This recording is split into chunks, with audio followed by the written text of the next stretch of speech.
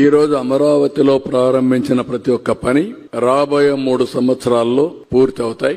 అంటే ఇన్ఫ్రాస్ట్రక్చర్ అంతా కూడా దగ్గర ఒక 50,000 కోట్ల రూపాయల ఇన్ఫ్రాస్ట్రక్చర్ రాబోయే 3 సంవత్సరాల్లో అమరావతిలో పూర్తయి మళ్లీ ప్రధానమంత్రి గారు వచ్చి దీన్ని ఇనాగరేట్ చేయబోతున్నారు, డెడికేట్ చేయబోతున్నారు. అది జరుగుతుంది.